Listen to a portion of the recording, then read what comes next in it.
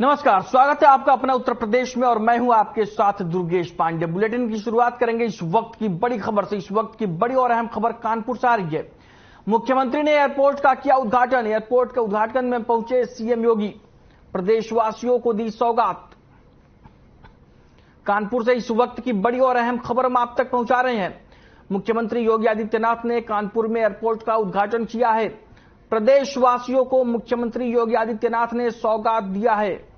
Airport के उद्घाटन में पहुंचे सीएम योगी।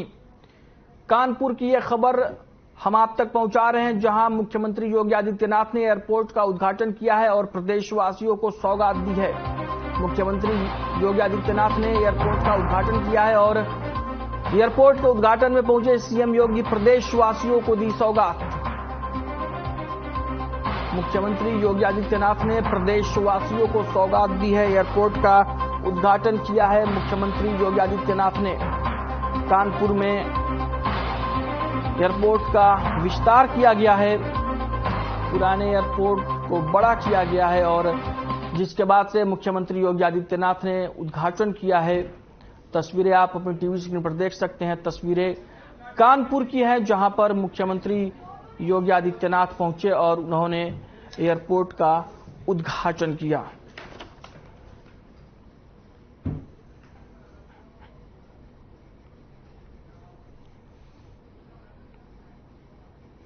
वहीं कानपुर को 42 महीने के बाद नए एयरपोर्ट की सौगात मिल गई। आपको बता दें कि यूपी के मुख्यमंत्री योगी आदित्यनाथ और केंद्रीय नागरिक उड्डयन मंत्री ज्योतिरादित्य सिंधिया ने इसका उद्घाटन किया।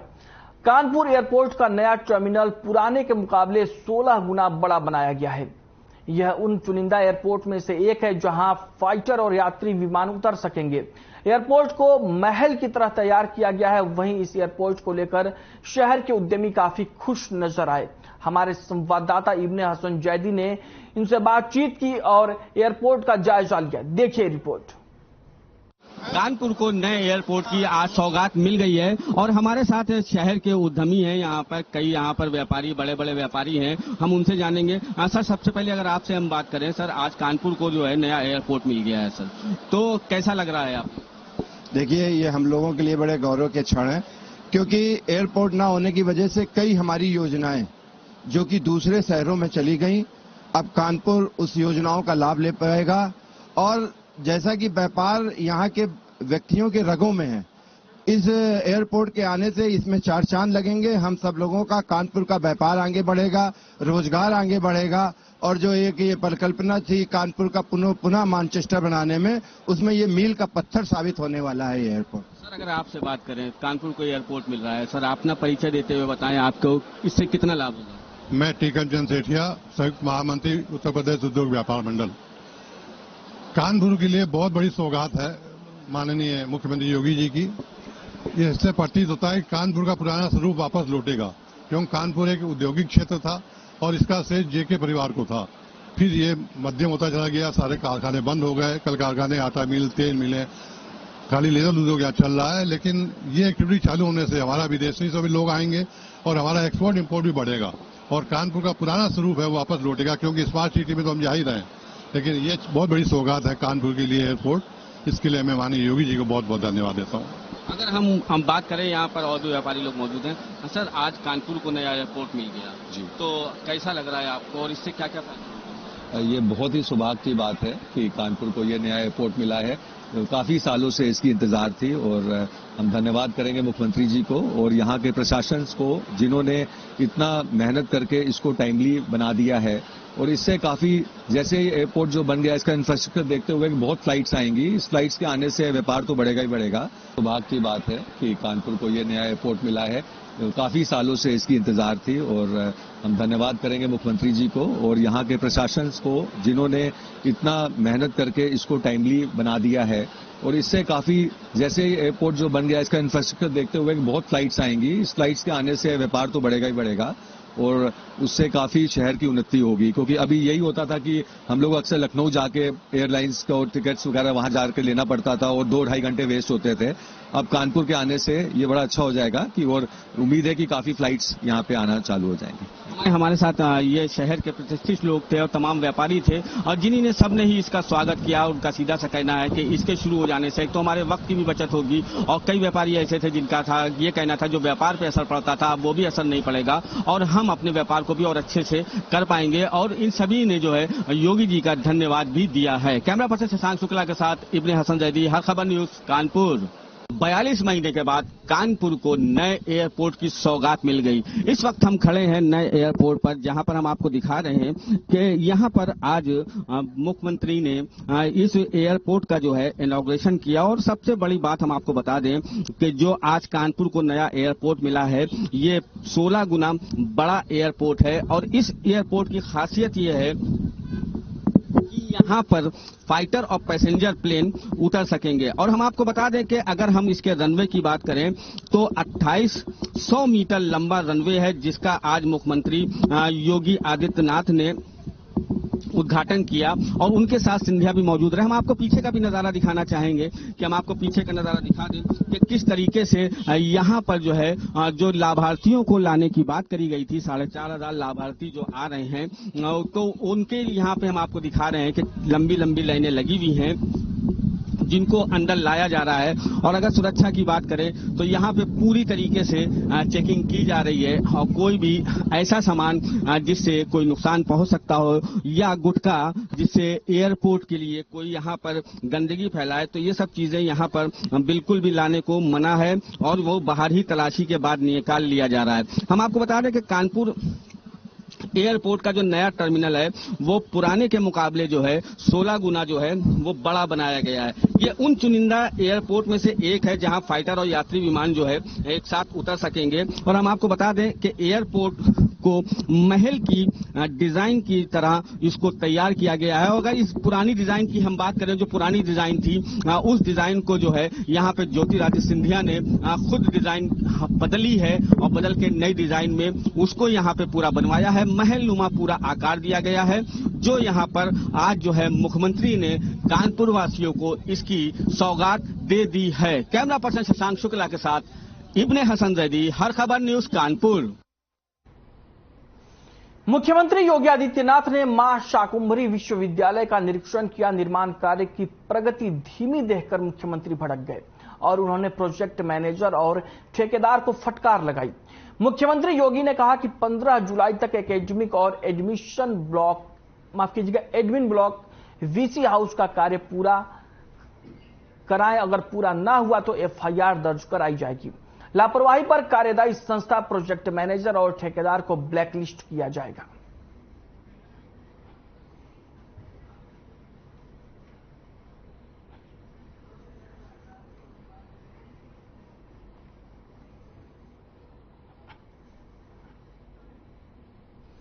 वहीं सहारनपुर रेलवे स्टेशन पर रेल मंत्री अश्विनी वैष्णव ने वंदे भारत ट्रेन का उद्घाटन किया। रेल मंत्री अश्विनी वैष्णव ने वंदे भारत ट्रेन का रेलवे स्टेशन पर शुभारंभ किया और सहारनपुर वासियों को एक नई सौगात दी। साथ ही इस अवसर पर उन्होंने कहा कि भारतीय जनता पार्टी हमेशा विकास में विश्वास रखती है। और आपको बता दें कि इस मौके पर भाजपा के वरिष्ठ नेता मोहित बेनीवाल, राज्य मंत्री जसवंत सैनी, पूर्व सांसद राघव लखनपाल शर्मा, सांसद प्रदीप चौधरी, चंद्रमोहन, विधायक मुकेश चौधरी, जिलाध्यक्ष महेंद्र सिंह सैनी, महानगर अध्यक्ष राकेश जैन मौजूद रहे।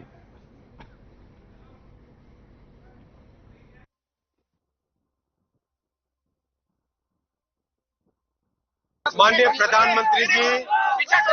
प्रधानमंत्री श्री नरेंद्र मोदी जी ने आज देवभूमि उत्तराखंड और गंगा के इस पवित्र जगह पे सब जगह जो आपके सहारनपुर, रुड़की, हरिद्वार और आज देवबंद, सब इस पूरे रूट के लिए एक बहुत बड़ा उपहार दिया है वंदे भारत ट्रेन का।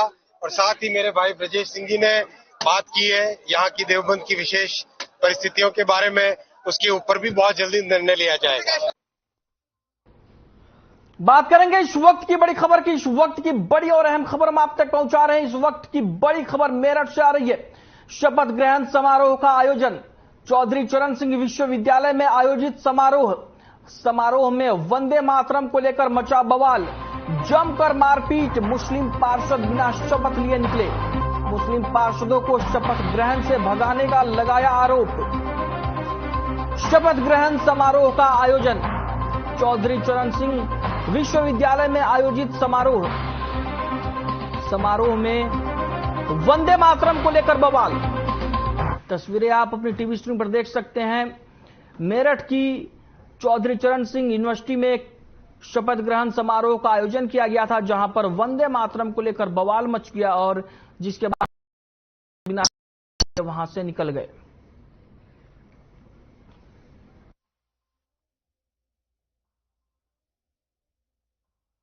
की जा रही है, प्रशासन के सामने मारपीट की जा रही है।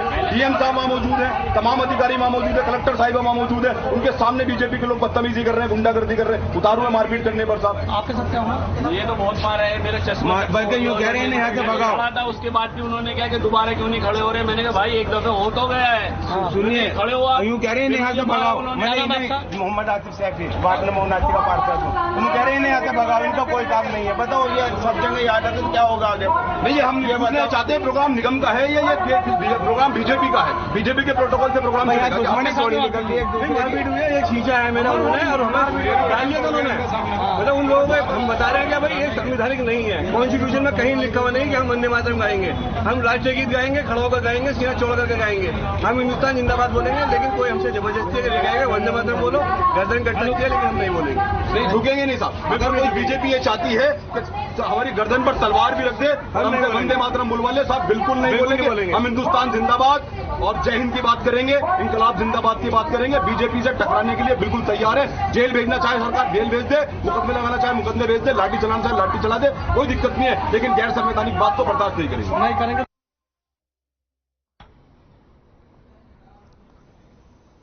बात करेंगे इस वक्त की बड़ी खबर की। इस वक्त की बड़ी और अहम खबर अमरोहा से आ रही है। तेज आंधी तूफान से गिरा मकान में सो रहे किसान की हुई दर्दनाक मौत।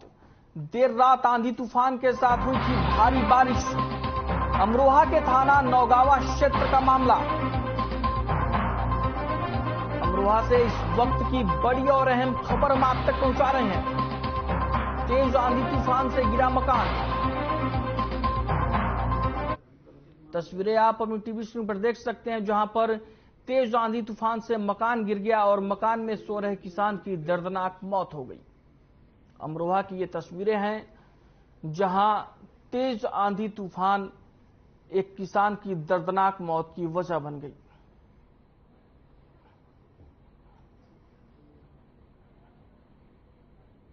जो रात तूफान आया, बारिश पड़कर दीवार गिर गई तो उसके नीचे दब गए।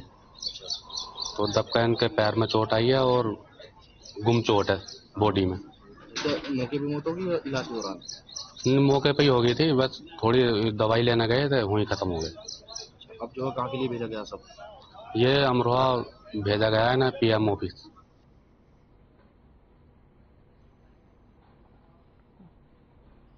बात करेंगे इस वक्त की बड़ी खबर की। इस वक्त की बड़ी और अहम खबर ललितपुर से आ रही है। जिला बार एसोसिएशन का चुनाव आज। अध्यक्ष पद के लिए 5 कोणीय संघर्ष के आसार। सुबह 8 बजे से दोपहर 2 बजे तक वोटिंग। कुल 474 वकील लेंगे मतदान में भाग। मतदान के बाद होगी मतगणना। जिला बार एसोसिएशन का चुनाव आज। अध्यक्ष पद के लिए 5 कोणीय संघर्ष।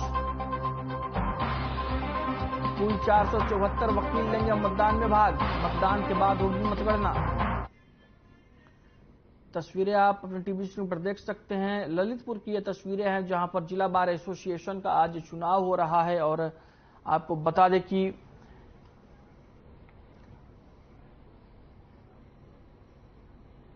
,474 वकील इसमें हिस्सा ले रहे हैं। जिला बार एसोसिएशन ललितपुर का कल 1 वर्ष का चुनाव होने जा रहा है, जिसमें बार भवन में सुबह 8 बजे से लेकर दिन के 2 बजे तक मतदान का समय रखा गया है।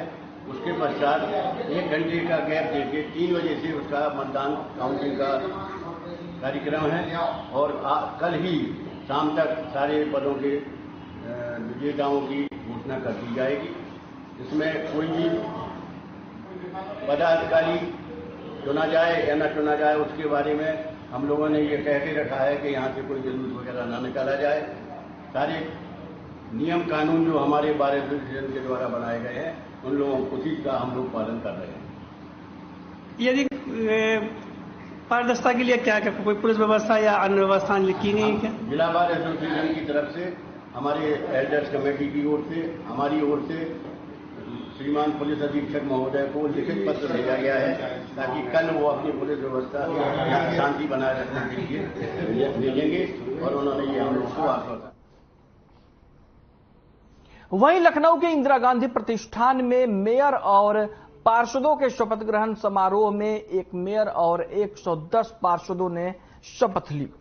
कार्यक्रम को यादगार बनाने के लिए नगर निगम ने खास तैयारियां की थी और नवनिर्वाचित मेयर सुषमा खरकवाल ने अपने शपथ ग्रहण कार्यक्रम में शहीदों की पत्नियों और पूर्व सैनिकों और वरिष्ठ नागरिकों को बुलाया।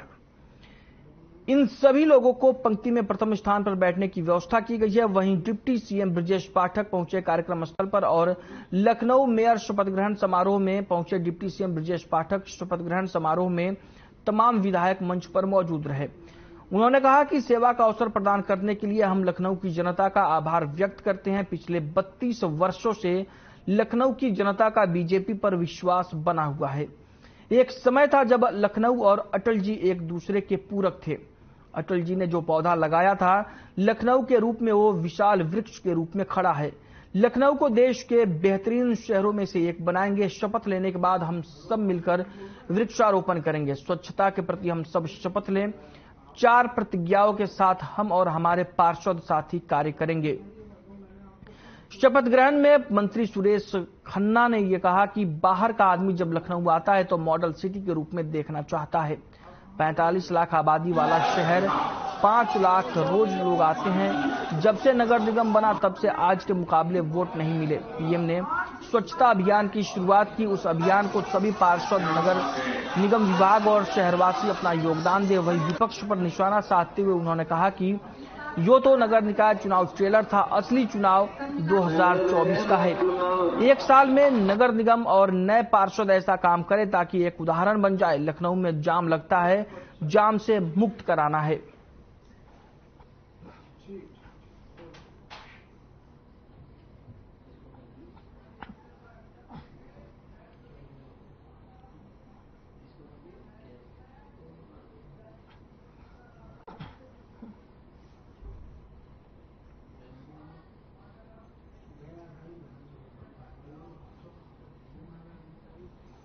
अब आपको सीधे लिए चलते हैं मैनपुरी, जहां पर स्वर्गीय माधवराव सिंधिया की प्रतिमा का मुख्यमंत्री योगी आदित्यनाथ ने अनावरण किया।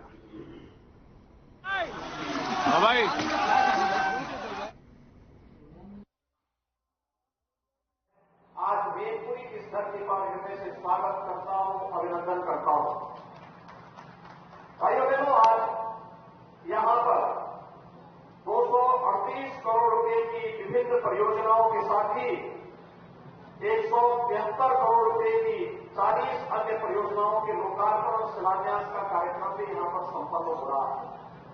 मैं इस अवसर पर इन सभी परियोजनाओं के लिए मैनपुरी के सभी नागरिकों को, आप सभी उपस्थित माताओं, बहनों को, नौजवानों को इन योजनाओं की हृदय से बधाई देता हूं। आप सबके प्रति अपनी शुभकामनाएं भी व्यक्त करता हूं। भाइयों बहनों, हम सब जानते हैं कि भारत की राजनीति में श्रीमंत माधवराव सिंधिया जी का नाम बहुत शानदार तरीके से, गौरवशाली तरीके से लिया जाता है। सौभाग्य है कि मुझे उनके सानिध्य में, उनके साथ सांसद के रूप में कुछ दिनों तक कार्य करने का अवसर प्राप्त हुआ था। संसद में उनका मिलनसार स्वभाव, अपनी सहजता, अपनी सरलता और प्रत्येक दल के लोगों के साथ दलीय सीमाओं से उठ करके एक सहयोग करने का भाव, वह हमें 1998 से लेकर के 2001 के बीच में देखने और सुनने को उस दौरान मिला था। हम सब जानते हैं कि एक बार नहीं, 9 बार देश की संसद में माननीय सांसद के रूप में वे लगातार चुने गए। केंद्रीय मंत्री के रूप में यानी मात्र 26 वर्ष की उम्र में वे सांसद बने थे। उच्च शिक्षा अर्जित करने के बाद खबर बाजार खाला से है, जहां भदेवा में टेलीफोन एक्सचेंज के पीछे एक मकान में बोरिंग के दौरान खजाना निकल आया। खजाना निकलने से इलाके में हड़कंप मच गया।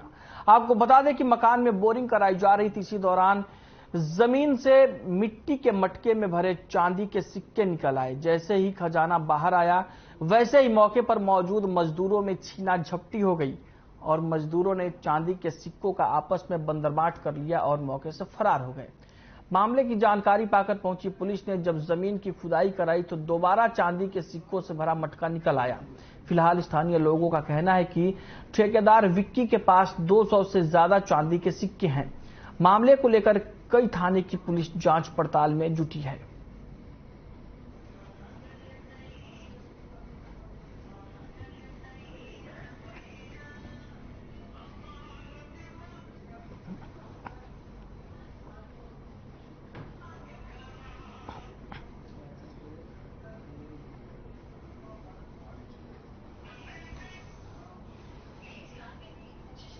अब आपको सीधे लिए चलते हैं कानपुर, जहां पर एयरपोर्ट के नए टर्मिनल का उद्घाटन किया गया है।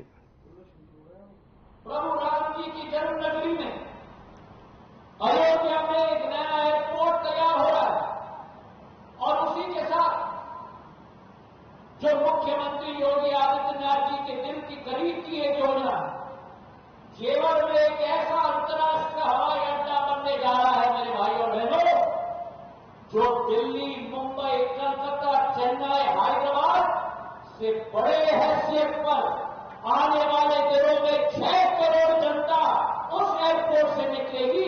ऐसा अंतर्राष्ट्रीय एयरपोर्ट जेवर नोएडा में बनने जा रहा है। तो जो एक सोच विचार थी 5 अंतर्राष्ट्रीय एयरपोर्ट उत्तर प्रदेश में, चाहे लखनऊ हो, वाराणसी हो, कुशीनगर हो और आने वाले समय में जेवर और अयोध्या हो, ये श्रृंखला आज जारी है। और उसी श्रृंखला में कानपुर का एयरपोर्ट आज एक बहुत महत्वपूर्ण अंग के रूप में उभरा है। शुरुआती तौर पर एक छोटा विमानतल के रूप में कानपुर को विकसित किया गया था। 390 स्क्वायर मीटर का हमारा विमानतल था, करीब 4,000 स्क्वायर फुट था। और आज इस दिवस पर कानपुर का हवाई अड्डा परिवर्तित होकर 16 गुना बढ़कर 65,000 स्क्वायर फुट का एयरपोर्ट का उद्घाटन मुख्यमंत्री के द्वारा किया जाता है। तो ये अभूतपूर्व कार्य आने वाले समय में जिस टर्मिनल से केवल 30,000 लोग गुजरते थे, अब प्रतिवर्ष 10 लाख यात्री इस टर्मिनल से अपनी आवागमन की सुविधा तय कर पाएंगे। और यही नई क्षमता केवल कानपुर जिले के लिए नहीं, लेकिन आसपास के 8 जिले प्रभावित होंगे, चाहे उन्नाव हो, फतेहपुर हो, कन्नौज हो, कानपुर देहात हो, हमीरपुर हो। तो ये शहर जो ऐतिहासिक शहर रहा है, ऐतिहासिक नगरी रही है महर्षि वाल्मीकि जी की, इतिहास नगरी रही है श्यामलाल गुप्ता जी की, जिनका आज हमने एक पूरा चित्र एयरपोर्ट के अंदर स्थापित किया है। हमारी सोच विचारधारा है कि भारत के अंदर जो भी एयरपोर्ट बने, विदेशी या देशी पर्यटकों के लिए उस शहर का एक तरीके से इंट्रोडक्शन दे, प्रस्तुतिकरण दे। और इस कानपुर के एयरपोर्ट में जहां के मंदिर की 8 चीज को हमने सम्मिलित किए हैं, वही भितरगांव मंदिर की पूरी प्रणाली इस एयरपोर्ट में हमने शामिल की।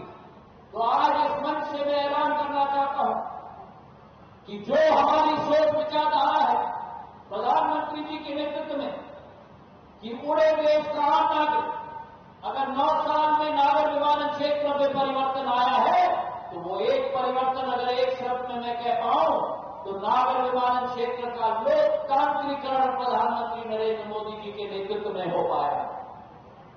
जो सुविधा सुविधा लोगों तक सीमित होती थी देश के अंदर, आज पूरे देश के आम नागरिक योजना के तहत जहां केंद्र सरकार सब्सिडी देती है, उसके आधार पर आज देश के अंदर 445 ऐसे नए रूट प्रचलित हुए हैं जिसका हम सपना भी नहीं देख सकते थे।